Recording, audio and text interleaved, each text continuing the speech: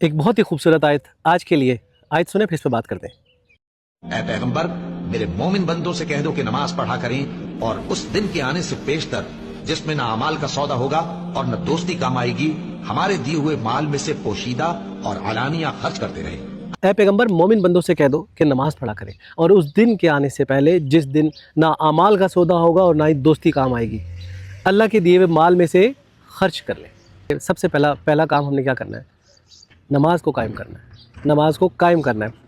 सिर्फ हमने नमाज़ पढ़नी नहीं है, उसको कंटिन्यू करना है अपनी लाइफ के अंदर। यानी कि एक दफ़ा पढ़ी, दो दफ़ा नहीं पढ़ी, पहले तो ये तो पहली कैटेगरी देख ले कि अगर आप मोमिन बनना चाहते हैं या मैं मोमिन बनना चाहता हूँ तो सबसे पहले हमें नमाज को कायम करना पड़ेगा, पहला काम।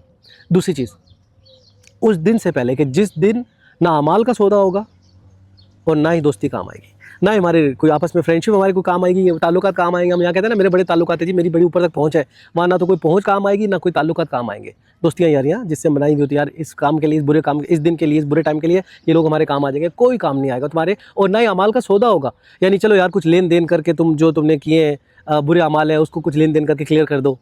जैसे इस दुनिया में हम फ़ाइन पे कर देते हैं, जैसे आप फ़ाइन मतलब जुर्माना। आप देखें ना, अगर हम सिग्नल पे खड़े हैं, हमने रेड सिग्नल तोड़ दिया, हेलमेट नहीं पहना, बेल्ट सीट बेल्ट नहीं लगाया, ओवर स्पीडिंग कर दी, तो सबके कुछ फाइन्स हैं। काम गलत हो गया, अब उसका जुर्माना पे कर दो तो कंपनसेट हो जाता है। ठीक है जी, अब आप क्या करें? अब आप ये फ़ाइन पे करें और ये आपको जो पनिशमेंट देनी थी वो ख़त्म हो गई। ये तो हो गया फ़ाइन। अब अल्लाह कह रहे हैं वहाँ पे उस दिन कोई फ़ाइन वाइन भी पे नहीं कर सकते। जो करके आए हो ना, अब उसका एक ही उसका कंपनसेट एक ही है कि अब आपको जहन्नुम में डाला जाएगा और उसमें आप सज़ा खुद फिजिकली सज़ा, यानी पैसों से कुछ आपके फ़ाइन ख़त्म नहीं हो सकते। फिजिकली टॉर्चर हो गए तो फ़ाइन तभी ख़त्म नहीं होंगे, फिर आप परमानेंट उसमें रहने के, उस जगह पे रहने के लिए चले जाओगे। फ़ाइन भी नहीं है, परमानेंट रहने के लिए चले जाओगे। ये भी ध्यान में रखें बात।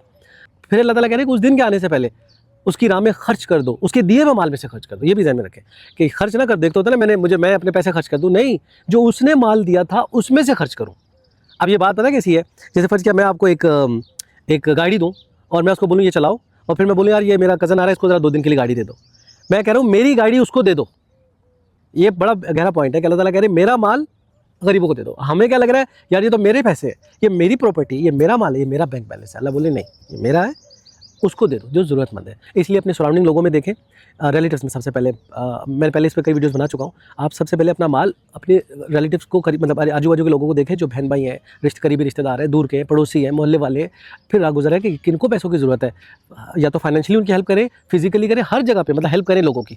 अल्लाह का माल अगर जब तक आप खर्च नहीं करेंगे अपनी ज़िंदगी में, तो याद रखें माल जमा करते रहे, हम नमाज़ें पढ़ते रहे, ठीक है, और हमने माल ना खर्च किया अल्लाह की राह में, और ये सोच के जमा किया कि मेरे बच्चों का काम आ जाएगा, मैं एक की जगह 10 प्लॉट बना लूँ, मैं प्रॉपर्टियाँ बना लूँ, तो उस दिन अमाल का सौदा भी नहीं होगा और दोस्ती वाली भी काम नहीं है। अल्लाह से दुआ, कुरान पढ़ के समझ के अमल करने वाला, दूसरा पहुंचाने वाला बनाया। आमीन।